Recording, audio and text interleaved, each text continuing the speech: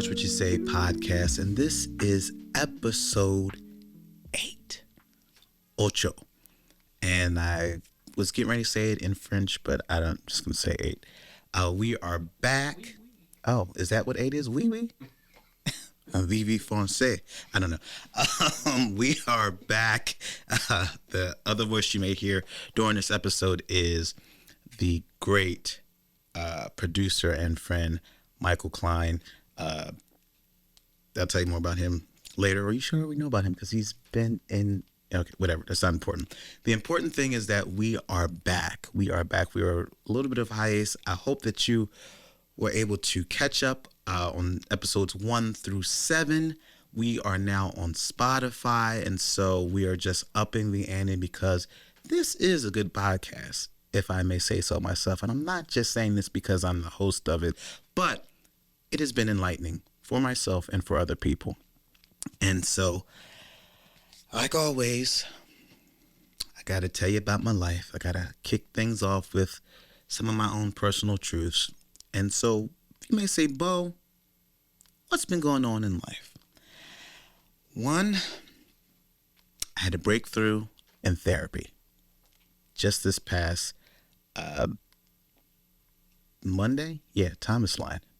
And before that, we had, happy Thanksgiving, happy Turkey Day or post. I had a breakthrough when I went to my therapy session the Monday after Thanksgiving.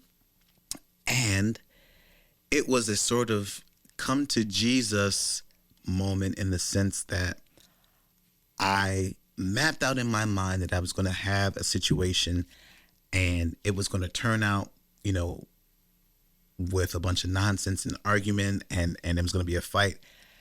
And I took the high road and none of those things happened. And I set a boundary for myself with an authority figure in my life who had wronged me before, which leads into the whole premise of episode 8, which is the apology that you'll never get. The apology that you'll never get. So I had a good time at Thanksgiving. Here at the house, we had about 30 or 35 people, which was a lot. My house is not small, but it's not big. And so most of the energy was with my family, who probably from the youngest was probably 4 to 18. And they were just loud, rambunctious, a lot of energy. And then we had the adults. So that was fun. I also made, the running joke in the family is that I don't cook. The running joke amongst my friends is that I don't cook. And so if you ever seen, I think there was an Oprah Winfrey interview that had Whitney Houston and Mariah Carey or something. And I think she'd asked them, do you cook? And Whitney's like, no, Oprah, Whitney don't cook, but she likes to vacuum. And so, yeah, but I see what you did there. She likes to vacuum. And so, I kind of took that on with my friends group and everybody that knows me. It's like, I don't cook, but if you really know me, there are some things that I can cook.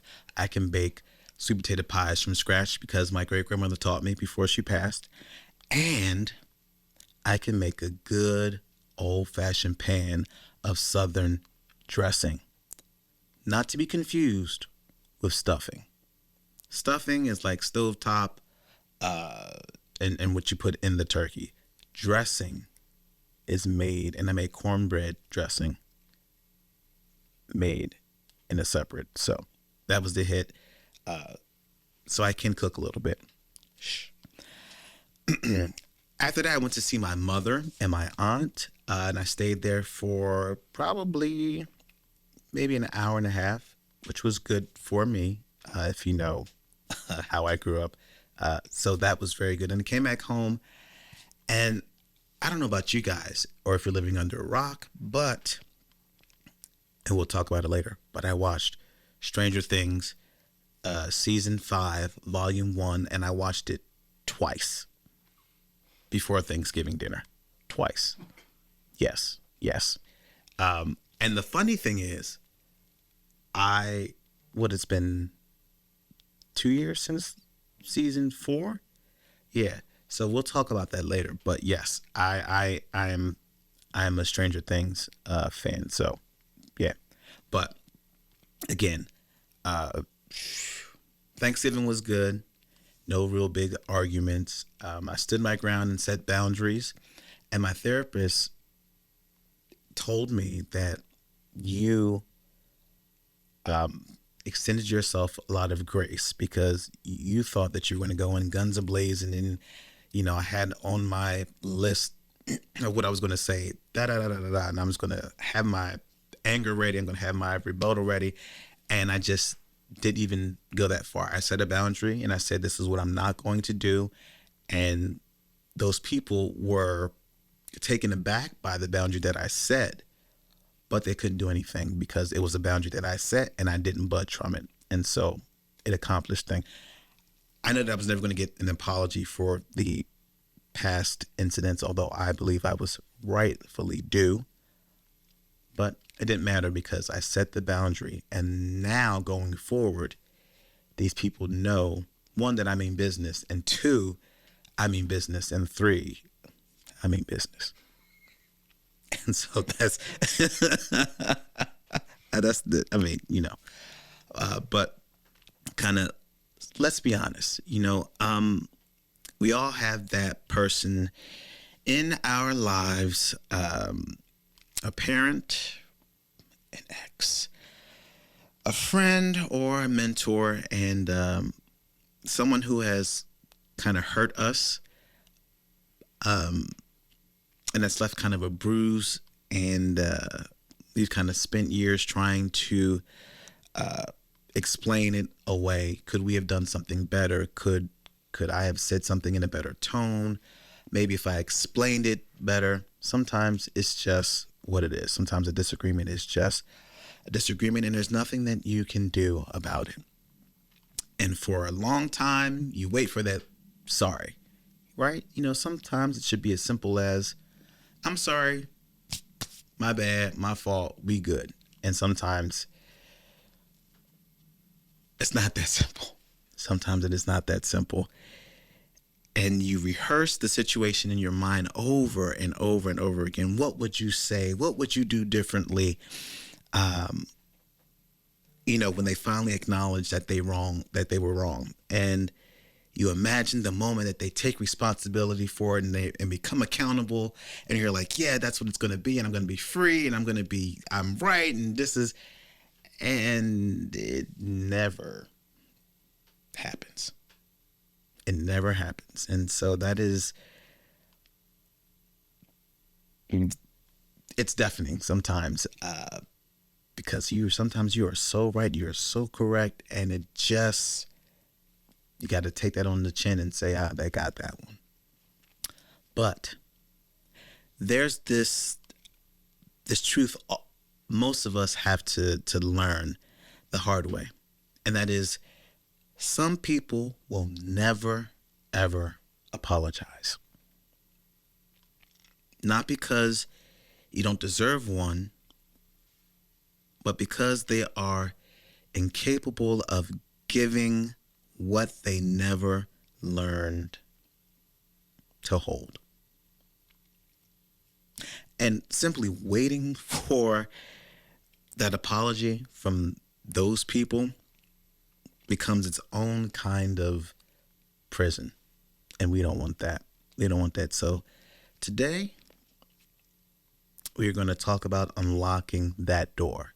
How to move forward in relationships and in this life when the apology you deserve, you never get. We'll be back. And we are back with our culture check. If you are living under a rock, I'm sorry for you, but we finally got the 218 signatures needed to maybe finally get these Epstein files released. Uh, Man, it is crazy to think that so many people seem to be on board with protecting one of the most notorious offender of or child predators to ever walk this earth. I just, and to hear the stories of the women who are the ones who are brave enough to come forward and tell parts of their story, but knowing that they can't necessarily name the other men because they've received threats for not only themselves, but threats of their family or their children.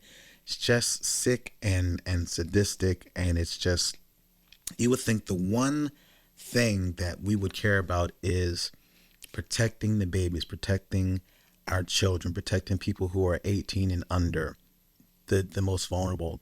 And so to see that there are people who would gladly sign off and sign away and move things just to protect the rich and wealthy who would get away with those things is just beyond my comprehension. So we have that going on.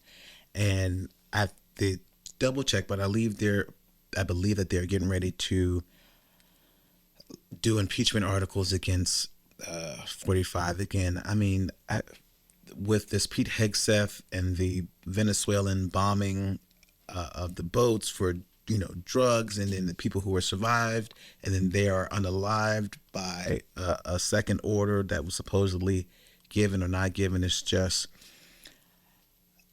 the world is a chaotic place. It is a chaotic place, and so we're waiting to see how that's going to play out. And then SNAP benefits are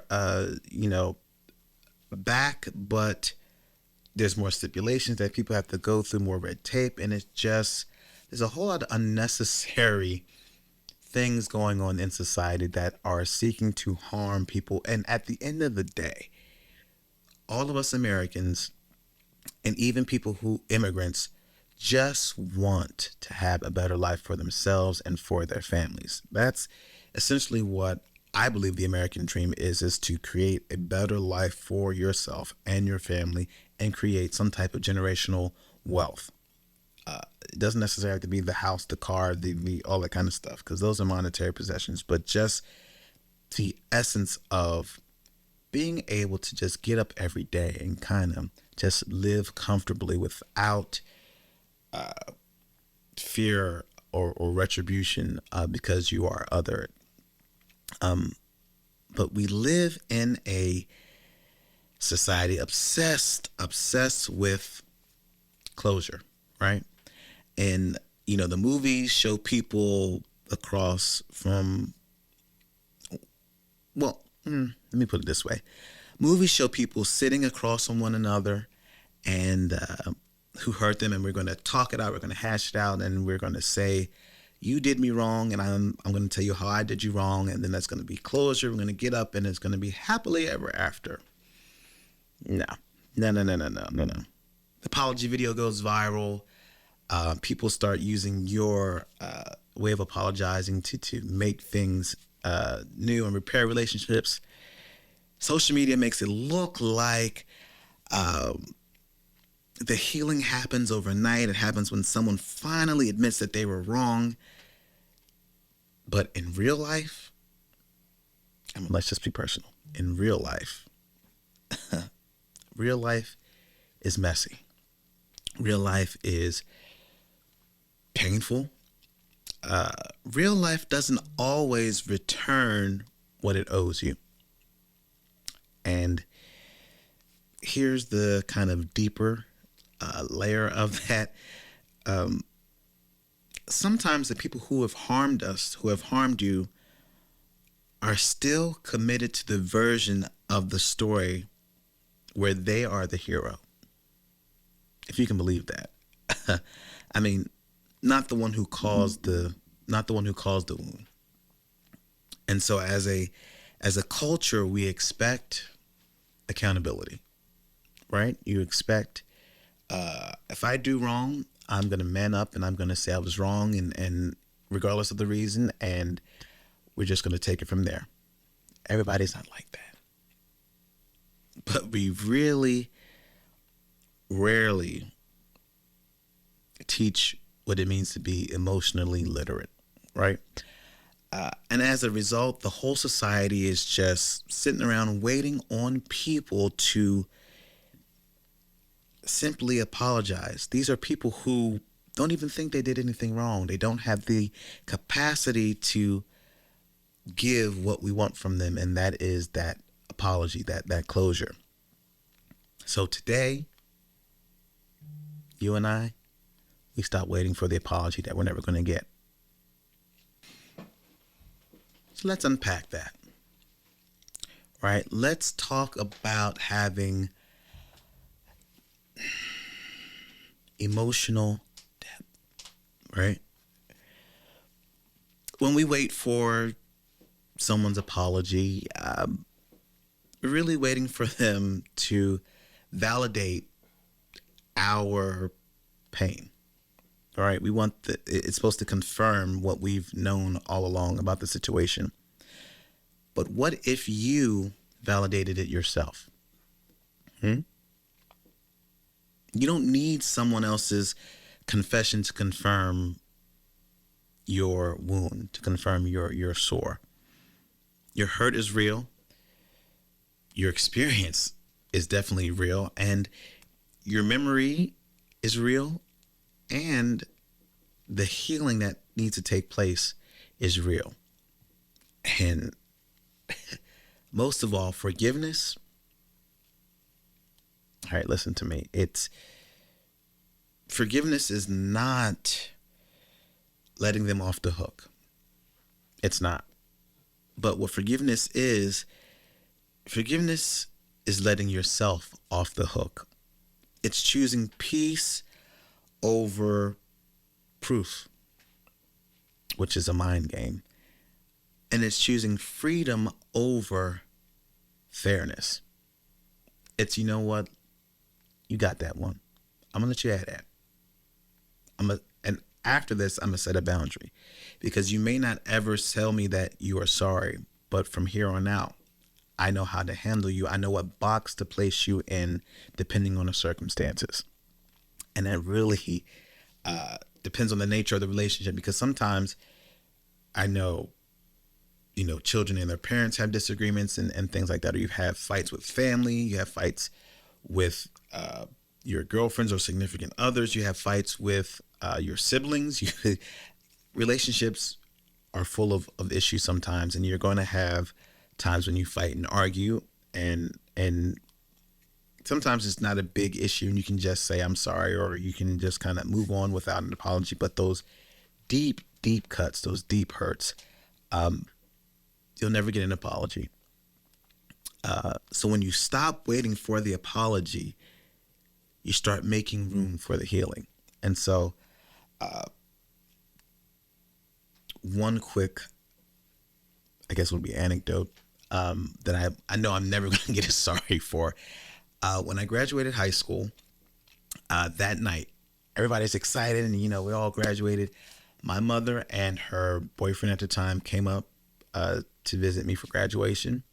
And so I'm 17, you know how you are when you're 17, and I'm a millennial. So back when we were 17, you're a senior, you had a car, you were doing something. And so I had plans. We graduate and people went to dinner. We had parties. And then I was going to go drop my mom and her boyfriend off. And then I was going to come back. Well, the drive was about an hour away. And so my grandmother, who raised me, said, you can take your mom home and her boyfriend home, but then you're going to stay there the night. And I'm like, what? I'm grown. What you mean? I just graduated. Like, you want some other stuff. Some of that I thought, because I know if I had said it out loud, most of us who have grandparents know that they have sayings like, I'll knock your head clean off, or I'll knock you in the next week, or you'll be picking your teeth up off the floor. You know the kind. So I didn't say some of that out loud, but in my mind, I'm like, yo, why is she like, I'm grown, I'm 17. I just reached 5'7". I'm good. Like, and so I got my diploma. Let me live. And she did. As my parent, that was her way of letting me live, saying that, listen, I'm older than you. I've lived long enough to know that you're 17. You're driving an hour away. You've been out here all day. You're not used to this. And you're going to drive back an hour and then go party? No. Not my grandson. Not in this house. And so I know it's a little bit of comedy in that, but I know that's an apology that I'm never going to get. We even talked about that since. And she's like, but did you die? And I'm like, well, no. She's like, all right, then. So that's in a true way of an apology that I'm never going to get. So, Mary, Grandma, thank you for that. But yeah, sometimes, like I said, when you stop waiting for the apology, you start making room for healing. And now in my 30s, I understand that I probably could have had an accident that night if I had come back driving an hour to go party and stuff. So, sometimes you just let things slide. And now it is time for some tools and some truths. Tools and truths. And we kind of talked about how letting go of the idea of getting an apology and doing the healing on your own. And so here are 3 healing tools that you and I can use starting today. So, number 1, name what hurt you. And I would probably say I keep a journal. I have kept a journal off and on since I was probably 12. But in that, name what hurt you. Not to blame, but to kind of understand the situation. Gain a different perspective, if you will. And then say out loud, this affected me, ... my pain is real. And what you name, ultimately, we can release, right? 2, stop negotiating with their capacity. And I think oftentimes we assume that if someone does us wrong, that they are going to know that they are wrong and that they are going to apologize. But I always say, and people think I'm being funny when I say this, but I'm like, well, when I say this, it's usually in relation to cleanliness, but everybody wasn't raised the same and everybody wasn't raised right. And so my first mind goes to everybody don't wash their hands, which is disgusting to me. Really. There are grown people that don't wash their hands after using the restroom. And I just think, oh my God, sorry, but that grinds my gears. Or people, cooking food or making salad in cat pans. Like, that is disgusting. But I digress. That's that. Stop negotiating with their capacity, right? Some people simply cannot give you what you want from them. They just can't. And let reality be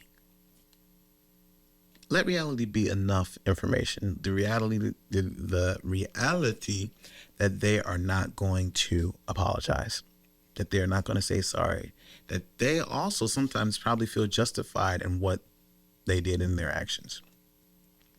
And 3, give yourself the closure that you were waiting for. You don't need their words. You don't even need their approval. You need your decision to heal anyway, regardless of their apology. Your decision to, like Tony Braxton said, breathe again. And your decision to forgive for your own freedom. Because I think Oprah said it, forgiveness is not For them, forgiveness is to release you. Because when you truly forgive someone, it's not saying that you're giving them a clean slate, right? It's saying that I know what was done, but I'm choosing to forgive the version of you who thought it was okay to do those things.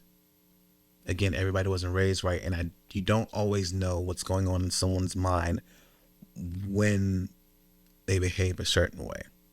And sometimes over time, you learn more about people and their personalities and what makes them tick, and you can kind of almost understand who they were at the time when those disagreements or those hurts happen, and you're able to kind of dismiss things a little bit. But still, forgiveness is always for yourself and not to let them off the hook. And so now we know we're not getting the apology, right? It's never going to happen.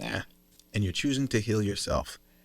So what's a tool? What's one of the ways that we can do that? And one of the things we can have is a breathing moment. A breathing moment. And so let's do this together. So take a deep breath, maybe about 5 seconds. So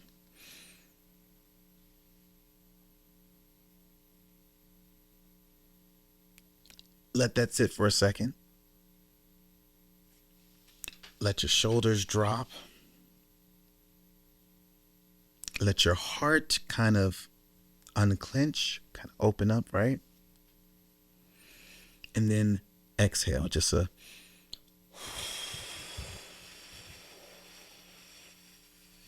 all the way till you don't feel any air.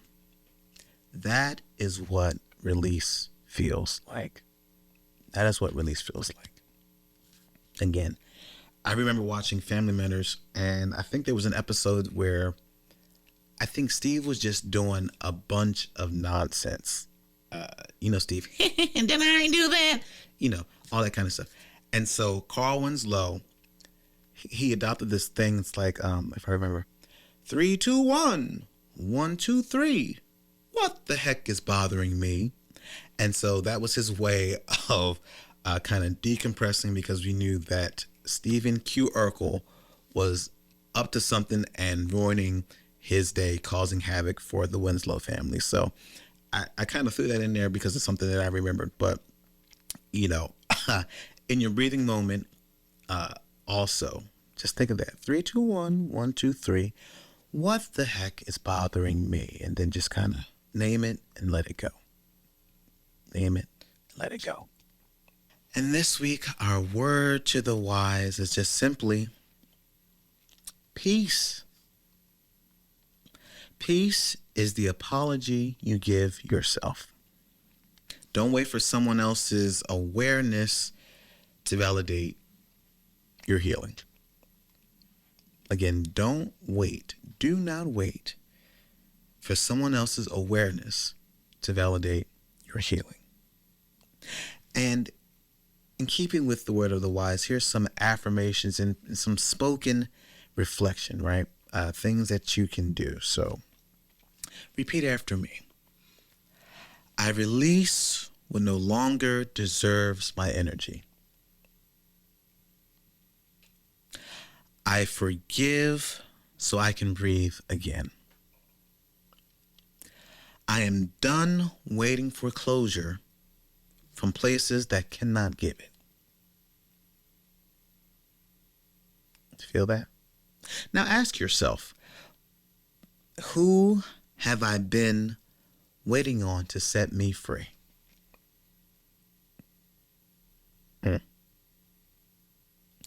Who have I been waiting on to set me free when I'm the one who already had the key?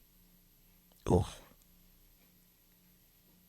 You are in charge of your healing in this situation. You are in charge. Now, before I get out of here, as you can see that I am wearing, I didn't mention it at the beginning. We do have to talk about changes, but I am wearing Chocolate Ballerina Company. And you say, Beau, what are you doing? No, I am not a ballerina. I can dance a little bit. But I am currently in rehearsals for the Nutcracker Dipped in Chocolate. This is their 5th anniversary show, and I am the griot, aka the storyteller, for this version of the Nutcracker this version of the Nutcracker.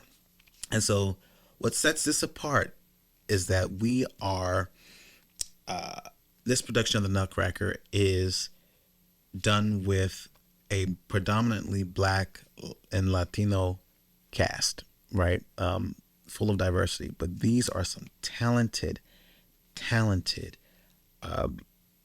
groups of individuals. The Chocolate Ballerina Company was founded by Chanel Pierre Holland, or Chanel Holland Pierre. There we go, and John Pierre. And so they are Black owned and operated, but with the heart of diversity. And this is the 5th year doing it. This is my 4th year being the griot and hosting it. This is my 3rd year doing it live. And so that is December 20th and December 21st at Drexel's Mandel Theater in Philadelphia, PA. And there are 2 shows each day. It's 1:30 and 7 p.m. on both days. And we do that every year. And I'm so excited. We have so many surprises in store for this 5th anniversary. But that's how I end my year. That is my end of the year gig for the past couple of years now. And so hopefully we have many more years to go to do that. So that's why I have this on. And if you want to advertise, with me, if you have clothes or apparel, which are clothes, but if you have anything that you would like to see, this podcast is gaining traction, and, start small. We're growing podcasts here. We don't bite, we don't hurt. If you have products that you would like, really apparel, but that you would like made visible, just reach out to us. And but I only endorse what I have used or have a true relationship with, because I'm not going to be fake or phony with stuff like that. But so that's what I'm working on. Do I want to talk about Stranger Things now? Yeah. We'll be back. All right. Now we're going to get into some No, that is The Outer Limits. That is wrong. Stranger Things. Listen. If there was one show that I would say has captured my attention in the past couple of years, it would, and from an actor standpoint as well, it is Stranger Things. I actually got to work with one of Lucas, the character Lucas. I got to work with him on Concrete Cowboy with Idris Elba and Jarrell Jerome back when they filmed here in Philly a couple years ago. So that was a wonderful experience, but that's neither here nor there. Stranger Things season 5. We waited 2 years after season 4.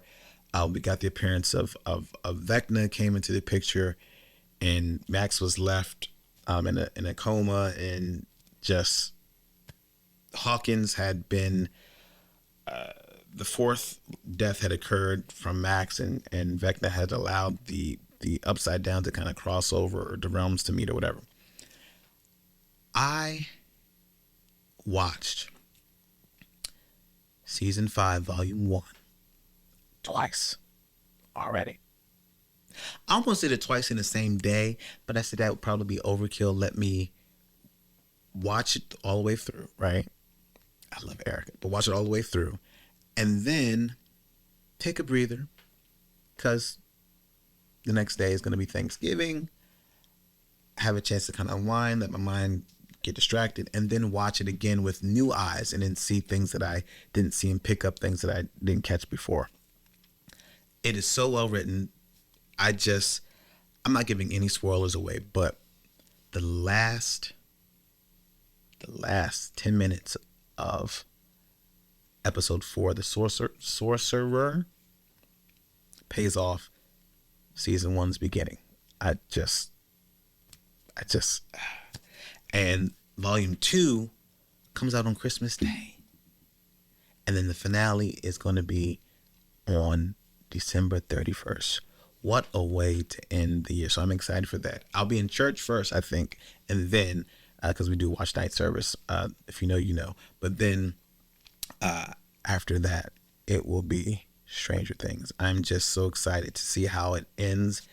And I hope it's not like Game of Thrones. Okay, sidebar. So, Game of Thrones, I was not initially into it. Okay. Every Sunday, we would have family dinners, and they're like, Joffrey and Ned Stark and Jon Snow or Tim Snow, whatever. I was uninterested. There's dragons and fire, whatever. Okay. This lady got dragon eggs. She ain't have a kid, all the kind of, whatever. A young lady at my job said, "You're an actor. I think you might want to watch a Game of Thrones." I'm like, yeah, whatever. I watched season 1. Spoiler alert, if you haven't seen Game of Thrones, I'm going to give it, I'm not going to tell everything, but whatever. I watched season 1. And the very last episode of season 1 is how I got hooked. Because you have Ned Stark. He starts out one way. And then midway through, he starts to see the light and see that Cersei is a cold-hearted son of a... And it turns around, he sees the light, and it's like, all right, Ned Stark about to be the boy. He's going to do the thing. He's going to let Cersei know what is up, and he going to get little fingers together. And it is literally, is it Alice in Wonderland? Off with his head? Is that what it is? He gets Alice in Wonderland. He gets... I said, what in the hell is this? Did they just kill a main character? What? And from then on, I watched all the remaining 7 seasons in less than 2 weeks.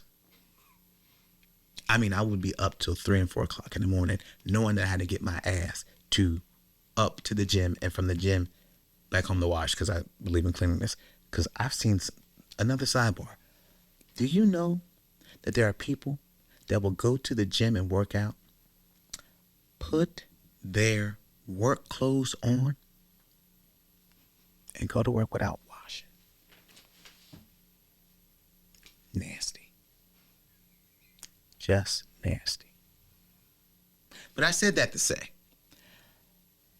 in person of binge watching material, the last thing I binge watched was Game of Thrones. And then I watched the first couple episodes of Stranger Things, and then I got hooked. And so I urge you, this is free promo for Netflix. I mean, they don't need it, but hopefully one day soon, you'll see me on Netflix. Although I'm already on Netflix because I'm in Hustle with Adam Sandler, but whatever. But a bigger role in Netflix. But yes, Stranger Things. I'm so excited. As an actor, I'm excited, and then also as a consumer, as a fan of sci-fi and a fan of horror and suspense thriller, because it kind of wraps all those things in one. I'm such a fan. So we'll see how it all ends on December 31st. We'll see how it all ends. But before we close, hear me clearly, right? Next week, we're talking about what happens when healing makes you different. Again, that speaks to setting boundaries, but we'll get into that next week. And how to stop apologizing for your evolution. How to stop apologizing for your evolution. Episode 9, title is You Changed. Good. And if this episode touched something in you, if it touched your heart, if it pulled on the strings, if it made you think, share this with someone who is still waiting for closure. They deserve peace too. So, you know what to do. Like, share, comment, subscribe. Again, we are on Spotify now, which I'm so glad. Thank you, Mike. We are on Spotify, Shout out to Mike Klein, my producer, collaborator, and friend, whose voice you hear opposite me sometimes with input and funny moments. But you can follow him. I always tag him in these videos. He is the person that is responsible for getting those nice, clean edits, those snippets from the podcast that you guys get to experience. And so I'm grateful because some of that stuff, I'm not going to go into that, but some of that stuff I just know to place it in the right hands. So he's always got my back. And so, with that said, take care of yourselves. I love you. God loves you. Have a great week. And remember, watch what you say, because what you have to say is important.